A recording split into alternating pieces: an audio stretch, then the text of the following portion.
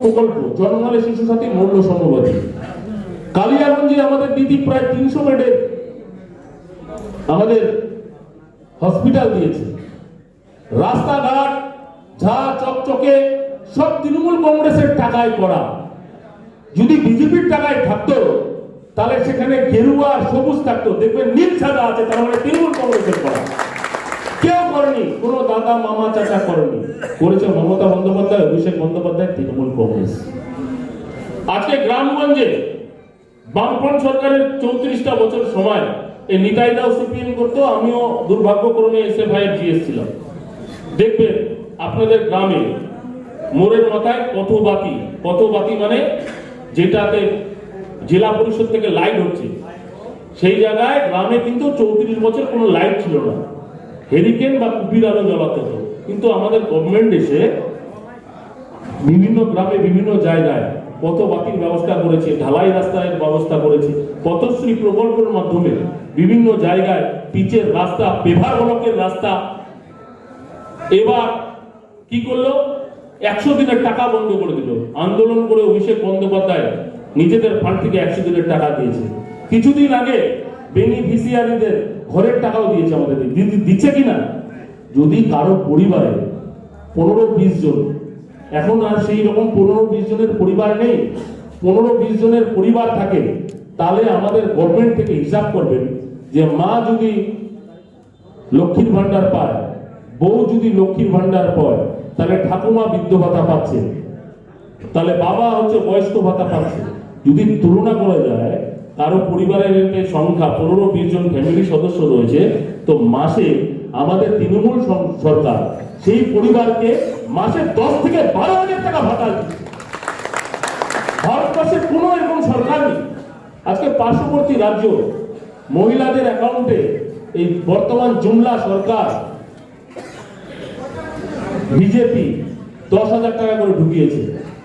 সমস্ত মহিলারা বিহারে বিজেপিকে ভোট দিয়ে দিয়েছে। ভোটের পর কি দেখালো, নোটিশ হচ্ছে 10,000 টাকা তোমাকে দেয়নি মমতা বন্দ্যোপাধ্যায়ের মতো, 10,000 টাকা তোমাকে লোন দেওয়া হয়েছে, সেই টাকা ফেরত দাও।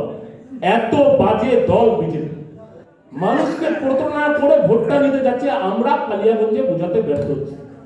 কালিয়াগঞ্জে আমি বলবো 2249 বুথে মাদারের থেকেও সবচেয়ে আগে উত্তর দিনাজপুর জেলায় তৃণমূল যুব কংগ্রেস বুথ সভাপতির নাম ঘোষণা করেছে।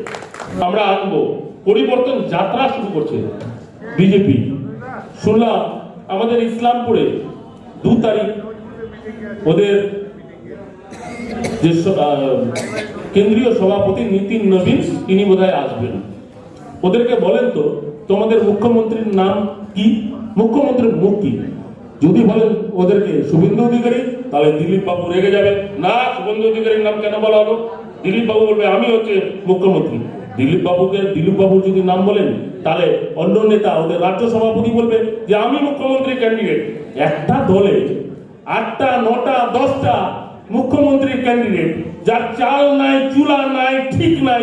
আর আমাদের তো একটাই মুখ্যমন্ত্রী, মমতা বন্দ্যোপাধ্যায়। আমরা 250 বেশি সিট নিয়ে আসবো, কেউ আটকাতে পারবে না। আর জেলায় 8টা আমরা জিতে আছি। কালিয়াগঞ্জ শুধু অপেক্ষা। আপনারা নিজেরাই ঠিক করবেন, আপনারা উন্নয়নের সাথে থাকবেন, বাঙালির সাথে থাকবেন, না অন্য অবাঙালির সাথে থাকবেন, যারা বাংলার কৃষ্টি সংস্কৃতি জানে না। আজকে মমতা বন্দ্যোপাধ্যায় 1,10,000 টাকা করে প্রতিটা দুর্গাপূজা কমিটিকে দিচ্ছে, ভাবা যায়। বলছে লক্ষ্মীর ভান্ডার আমরা আসলে যে লক্ষ্মীর ভান্ডারটাকে 3,000 করে দেবো। আরে বিহারে 10,000 টাকা দিয়ে সেটা আবার টাকা ফেরত চাচ্ছ। তোমাদের এই ভাওতায় বাংলা কোনোদিন কান দিবে না। বাংলা সবসময় এটা মনে রাখবা, Bengal things today, India things tomorrow. Bangla যেটা আজকে চিন্তা ভাবনা করবে, গোটা ভারতবর্ষ আগামীকাল চিন্তা ভাবনা করবে। তো বাঙালিরা চালা, বাঙালিদেরকে বুঝাতে হবে না। ভাওতা আর বিজেপির বি টিম হয়ে হুমায়ুন কবির কাজ করছে। এতদিন মন্দির হোক মসজিদ হোক আমাদের আপত্তি নেই। হুমায়ুন কবির 2019 সালে তুমি বিজেপির টিকিটের এমপি হয়ে দাঁড়িয়েছিল, তখন তোমার মনে পড়েনি যে বাবরি মসজিদ যে দলটা ধ্বংস করেছিল তার টিকিটটা নিয়ে আমি কেন দাঁড়ালাম? এখন বলছো মমতা বন্দ্যোপাধ্যায়কে উৎখাত করতে হবে, আমি বিজেপির সাপোর্টে মুখ্যমন্ত্রী হব, ওর মুর্শিদাবাদেই জামানত বাজেয়াপ্ত হবে। আমি সংখ্যালঘু ভোটারদের কাছে অনুরোধ করব, মোদী বাবু যখন একতরফা পারছে না, এইরকম হুমায়ুন কবির, এইরকম মিম এদেরকে দিয়ে আমাদের বাংলা যে হিন্দু মুসলিম শিখ ইসাই আমাদের বাংলার যে কৃষ্টি সংস্কৃতি ঐতিহ্য রয়েছে, আমরা যে উভয় ধর্মের লোক একসাথে বসবাস করি মমতা বন্দ্যোপাধ্যায় অভিষেক বন্দ্যোপাধ্যায়ের নেতৃত্বে, এই বাংলার কৃষ্টি সংস্কৃতির উপর আঘাত হানতে চাচ্ছে, এই ভারতবর্ষের সংবিধানের উপর আঘাত হানতে চাচ্ছে।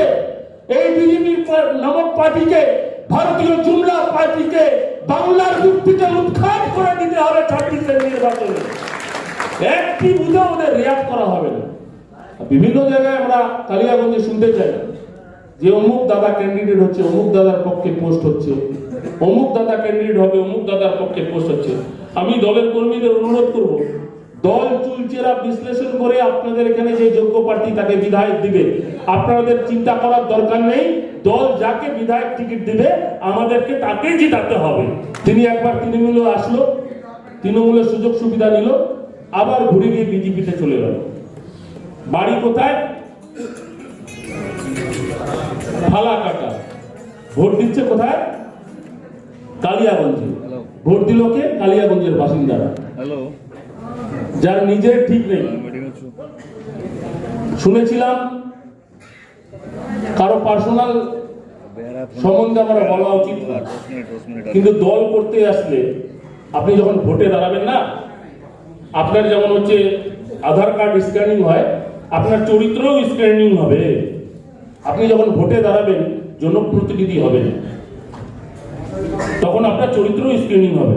সেই জন্য যারা রাজনীতি করে তাদের চরিত্র, তাদের কথাবার্তা, তাদের শালীনতা সবসময় বজায় রাখতে হবে, সে প্রকৃত রাজনীতি নেতা হতে পারে। আজকে মমতা বন্দ্যোপাধ্যায় দেখেন, নিজের ঘর সংসার নেই, বাংলার 10 কোটি মানুষের জন্য কিভাবে পরিষেবা দিয়ে লড়াই করছে। আজকে আমরা এখানে কর্মী সম্মেলনের ডাক দিয়েছি, আমরা বুথ সভাপতিদের নিয়ে আবার বসবো। এইভাবে প্রতিটা বিধানসভায় আমরা করব। আমাদের জেলা মিটিংয়ে আমরা নির্ধারণ করেছি 9টা বিধায়ক আমরা মমতা বন্দ্যোপাধ্যায় অভিষেক বন্দ্যোপাধ্যায়ের হাতে তুলে দিতে চাই, এটা আমাদের শপথ রয়েছে। আমরা উত্তরবঙ্গের মধ্যে উত্তর দিনাজপুর 2026 নির্বাচনে 1 নম্বর রেজাল্ট করতে চাই, এটা আমাদের আশা রয়েছে। আমি কালিয়াগঞ্জ বাসীর কাছে হাত জোর করে অনুরোধ করছি, এই আশায় আপনারা জল ঢেলে দিবেন না। 8টা আমরা জিতবো, এবার আপনাদের বাড়ি, আপনারা কালিয়াগঞ্জের সিটটাকে কিভাবে জেতাবেন। দরকার পড়লে আমরা আসবো, আবার আসবো প্রচারে। জেলা সভাপতি কারায়দা আসবে, এখানে এত সুন্দর আমাদের 3টা জেলা পরিষদ মেম্বার রয়েছে, তার মধ্যে 3টা শাখা সংগঠনের জেলা সভাপতি রয়েছে।